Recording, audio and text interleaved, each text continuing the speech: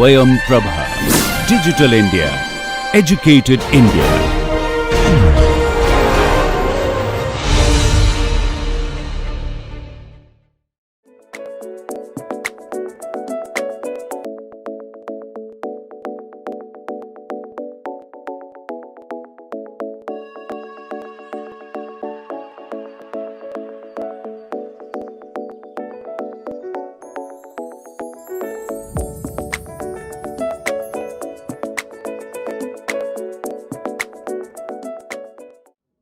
Welcome all. This is the lecture 3 of module 2.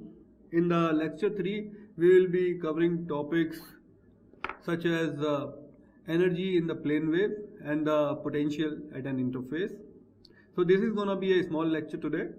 So in the lecture today, the energy in a plane wave, what we are going to do in the previous lectures, in one of our lectures that we did previously, we considered the case of stretched string, if you remember.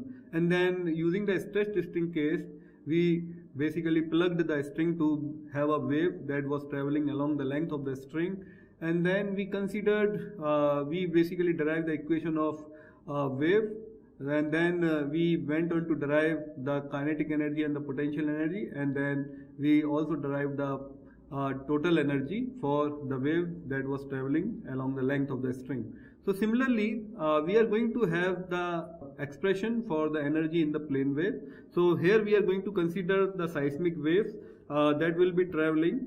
There will be transporting energy both as kinetic energy and as potential energy. So the potential energy will be basically the strain coming from the strain that was in the medium of the propagation, and we can also call it the strain energy.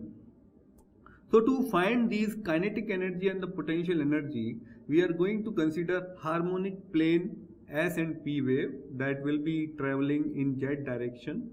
So the expression for the SH wave will be having the displacement in Y direction. So as I told you, if suppose this is your X plane, X direction, this is your Z direction, the wave is traveling in this particular plane, the P and S wave both are traveling in this particular plane, then the SH motion will be perpendicular to your screen. So that is why the y-axis will be your perpendicular to the screen. So the SH wave will be having displacement in the y direction. So the displacement equation for SH wave, we can write Uy as a function of z, t or z, t, that will be having the amplitude b, capital B, cos omega t minus kz, where k is the wave number and z is the direction, and omega is the angular frequency, t is the time. So this basically is the expression in the form of displacement, not in the potential.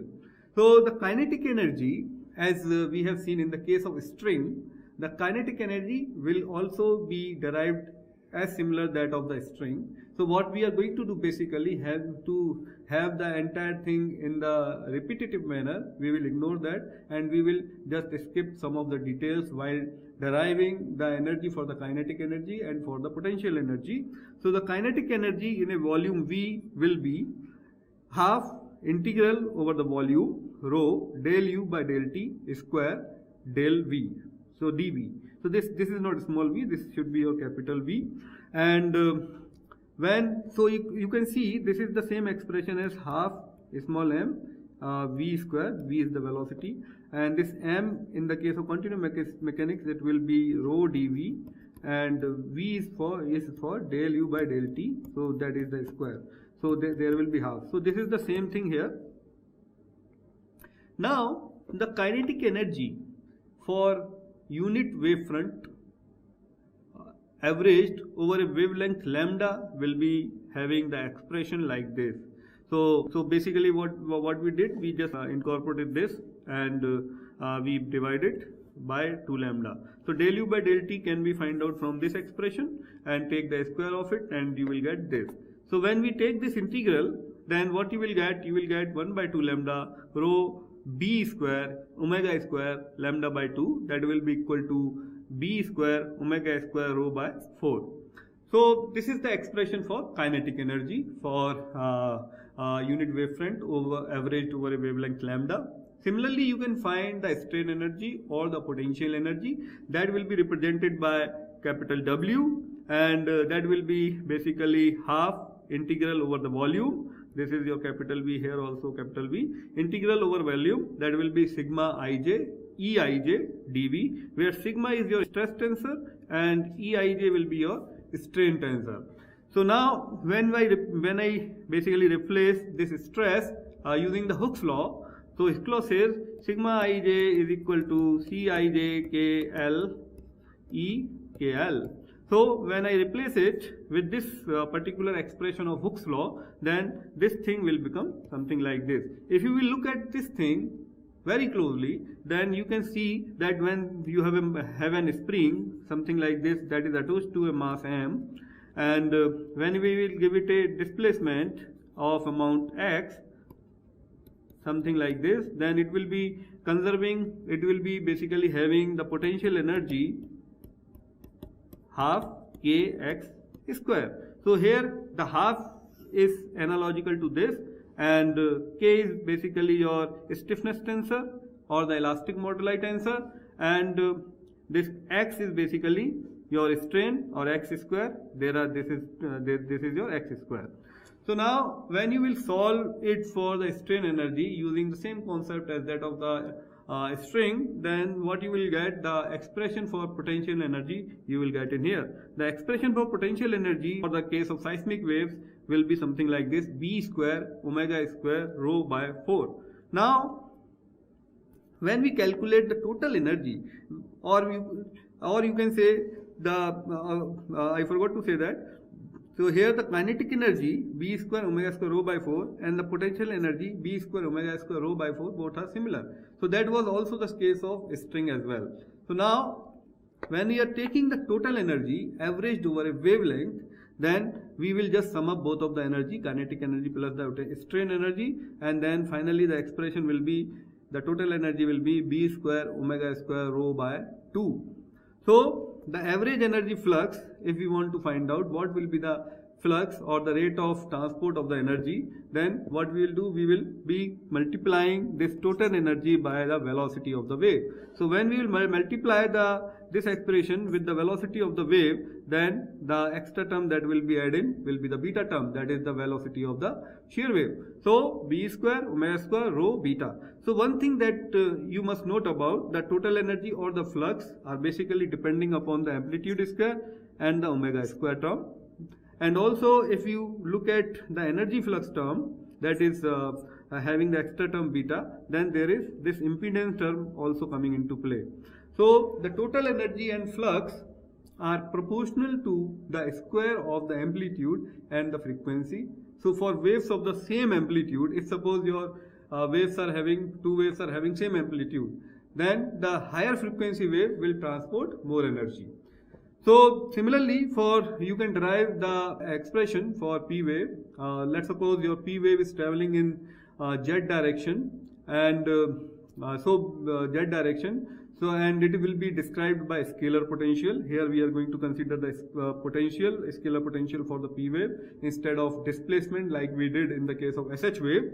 So the scalar potential for the P wave will be having this expression: phi z comma t is equal to ae to the power iota omega t plus minus kz, because the wave is traveling in z direction. So there is this expression having the z.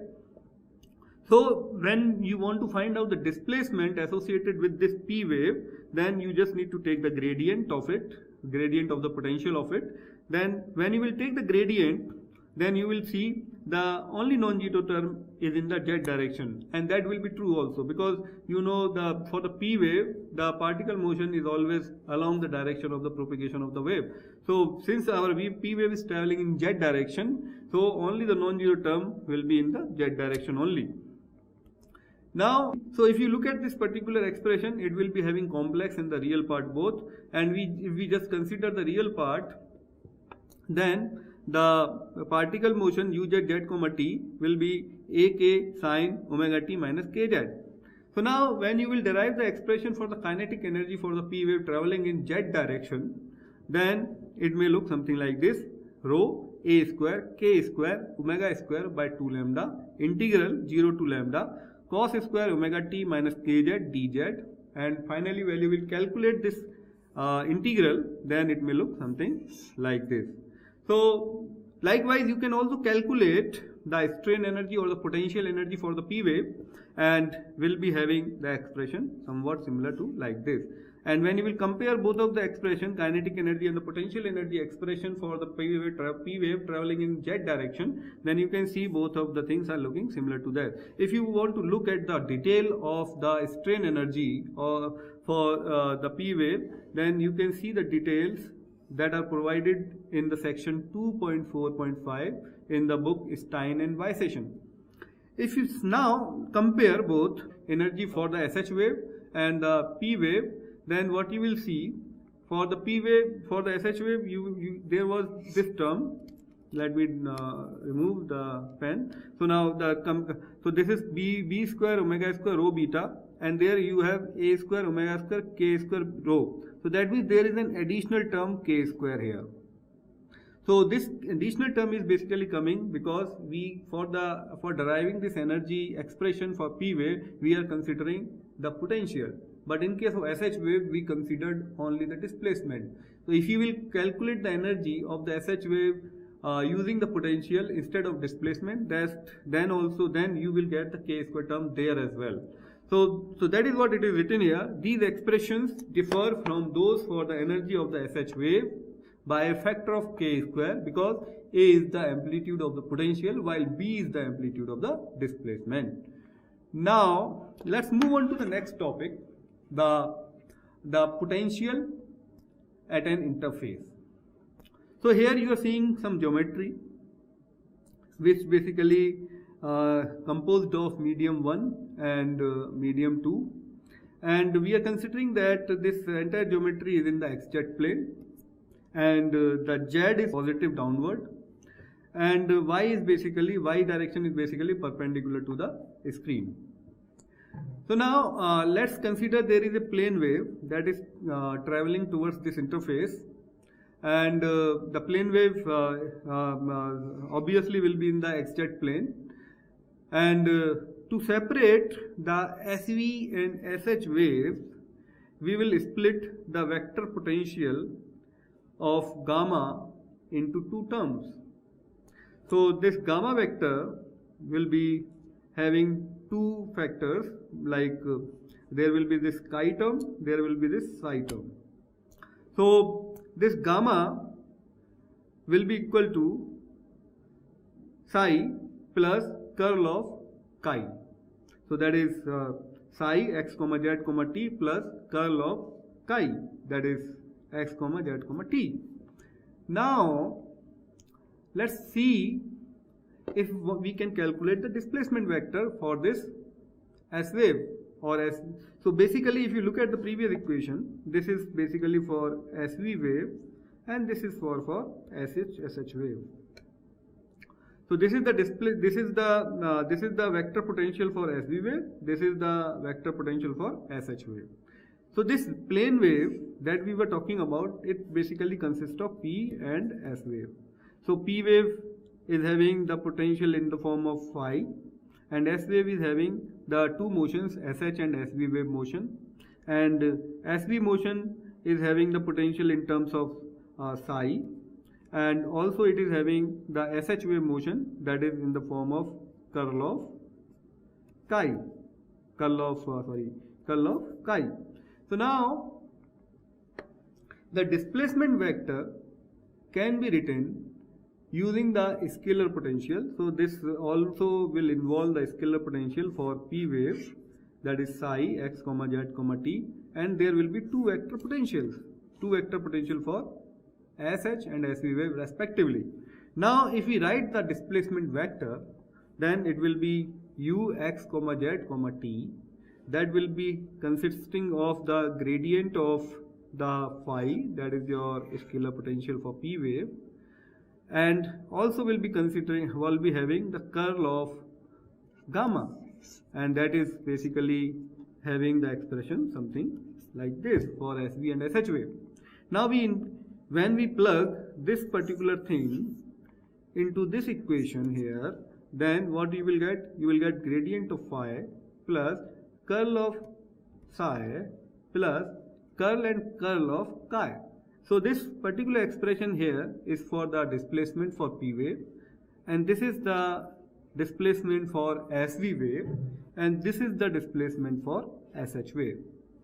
Now to get this particular term to produce SV wave vibration in XZ plane, and this term to produce SH wave vibration in Y plane or Y direction, then what we will have to do? We will have to consider our chi and psi such that the Y term will be there, Y direction term will be non-zero, and the other component will be 0.